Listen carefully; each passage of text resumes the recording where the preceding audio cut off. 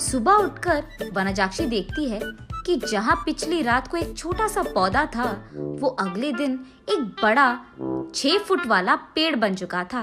और इतना ही नहीं, उनपे बैंगन भी इतने भरे भरे और 4 गुना बड़े भी उग गए थे। ये देख वनजाक्षी अपनी आंखों का खुद यकीन नहीं कर पा रही थी। पेड़ के पास आकर उसे जांचने लगती है। ये कैसे हुआ? ये मुमकिन कैसे है? कल तक तो ये पौधा था, आज पेड़ कैसे बन गया? वो ऐसे सोच में पड़ गई थी कि इतने में उसकी बेटी वसुंधरा वहां आकर उस पेड़ को देख ऐसे ही चौंक जाती है। कुछ देर बाद वो हार मानकर कुछ बैंगन को लेकर उनका भरता बनाती है। बस वो भरता स्वादिष्ट था। उस स्वाद पे फिदा होकर माँ बेटी दोनों बचे कुछ बैंगनों को उनके आजू बाजू पड़ोसी लोगों में बांट देते हैं। अगले दिन उस बैंगन के स्वाद पे फिदा होकर बार बार वनजाक्षी के घर आकर उनसे बैंगन पूछते हैं। और इतना ही नहीं, जितने बैंगन को कल वो पेड़ से तोड़े थे, उतने ही बैंगन अगले दिन वापस उग गए थे। ये देख माँ बेटी दोनों आश्चर्यचकित हो जाते हैं। तब दोनों फैसला करते हैं कि इन बैंगनों को मुफ्त में नहीं देना है। ये कहकर बेचते हैं कि ये जादुई पेड़ है और इसके बैंगन बहुत स्वादिष्ट हैं। ऐसे वो बैंगन दुगने रेट में बिक जाते हैं। कुछ ही दिनों में इन स्वादिष्ट बैंगनों के बारे में और वो बड़ा सा बैंगन के पेड़ के बारे में इधर उधर बात फैलकर आजू बाजू पड़ोसी शहर तक पहुंच जाता है। इसलिए हर रोज सुबह शुरू होते ही पेड़ में भर के बैंगन उगते थे और उनके लिए लोगों की लाइन लग जाती थी सुबह सुबह, और वो भी वनजाक्षी के घर के बाहर। वनजाक्षी का पैसों का डिब्बा हर रोज पैसों से भर जाता था और ये बहुत साधारण सी चीज होती थी। कुछ ही दिनों में वनजाक्षी का नाम बैंगन से जुड़ गया और सब उसे बैंगन बेचने वाली वनजाक्षी करके बुलाने लग गए। और इतना ही नहीं, वो बहुत कम समय में उस सारे गांव में सबसे अमीर बन जाती है। बड़ी सी बंगला बनवाती है और उस बैंगन के पेड़ के चारों ओर बाड़ लगवा देती है और उस पेड़ के पास एक सिक्योरिटी गार्ड को भी रख लेती है। एक दिन वसुंधरा वनजाक्षी के पास जाकर ऐसे कहती है, माँ, रातों रात एक छोटा सा पौधा इतना बड़ा पेड़ कैसे बन गया? और ऊपर से अगर सारे के सारे बैंगन हमने तोड़ दिया तो भी अगले दिन उनके जगह में उतने ही भर के बैंगन उग जाते हैं। ये कैसे मुमकिन है? अरे हाँ, मैं भी इस चीज के बारे में सोचना भूल गई। चलो, जो भी हुआ उनसे हमारा अच्छा ही तो हुआ। अब तो मुझे तुम्हारी शादी की भी कोई फिक्र नहीं है बेटा, ऐसे कहती है। और ठीक तभी वनजाक्षी को एक बात याद आती है।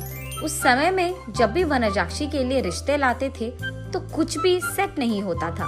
अगर वसुंधरा को लड़का पसंद आ गया तो लड़के वालों को इनका दहेज नहीं पसंद आता था, और अगर लड़के ने वसुंधरा को पसंद कर लिया तो वसुंधरा को वो लड़का पसंद नहीं आता था। ऐसे बहुत सारे रिश्ते देख देख कर वनजाक्षी थक कर ये सोचने लगती है कि शायद उसकी बेटी के कुंडली में कोई दोष है, इसीलिए वो बहुत सारे पूजा पाठ करवाती रहती थी। ऐसे ही एक दिन वो मंदिर में पूजा करवा के घर लौटती रहती है। तब रास्ते में उसे एक बैंगन का टुकड़ा नजर आता है। उसे लेकर वो अपने घर के सामने रख देती है।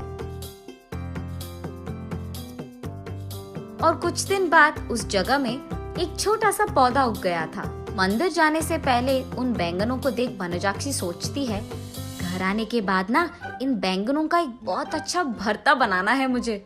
यही सोचते हुए वो मंदिर चलती रहती है।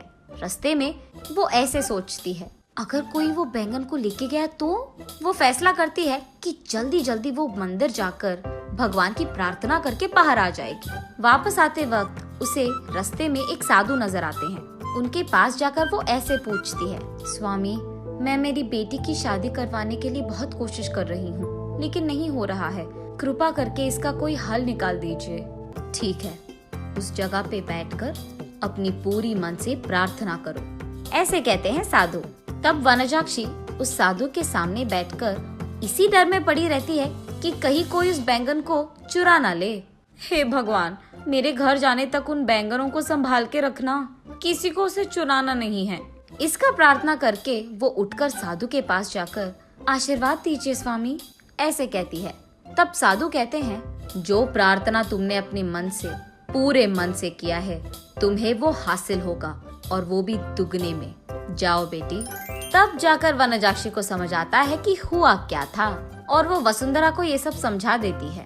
तो तुमने मेरे शादी के बारे में नहीं, बैंगन के बारे में प्रार्थना किया था। हाँ, तुम भी ना, ये कहकर हंस लेती है। चलो जो भी हुआ, हमारा तो भला ही हुआ ना बेटी। इस बैंगन के पेड़ के वजह से हम अमीर बन गए हैं, और कल ही तुम्हारा स्वयंवर है, तैयार हो जाओ। ये कहकर आजू बाजू पड़ोस के सारे गांव में डंडोरा पिटवाती है कि उससे भी अमीर लोग उसकी बेटी से शादी करने के लिए स्वयंवर आ जाए। तब तक बैंगन बेचने वाली वनजाक्षी तो बहुत प्रसिद्ध थी, और उस घर के जादुई बैंगन का पेड़ भी। इसीलिए उससे रिश्ता पक्का करने के लिए बहुत सारे अमीर लोग लाइन में लग गए थे। उनमें से अमीर और अच्छा दिखने वाले एक आदमी से वनजाक्षी अपनी बेटी वसुंधरा की शादी करवा लेती है। कुछ दिन बाद जब उसके सारे जिम्मेदारियां खत्म हो गई थी, वनजाक्षी उस बैंगन के पेड़ के पास बैठकर ऐसे सोचने लगती है, उस दिन मुझे इस बैंगन के बारे में काश कुछ सोने का ख्याल आया होता।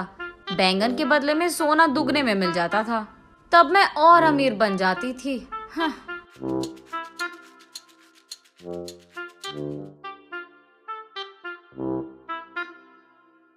अगले दिन सुबह उठ के देखने पर उस बड़े बैंगन के पेड़ के जगह में वही पुराना वाला छोटा सा पौधा था जो वनजाक्षी ने वहां लगाया था। तब वनजाक्षी को पूरी बात समझ में आती है। आशा करना तो अच्छा ही है, लेकिन लालच करोगे तो निराशा ही मिलेगी।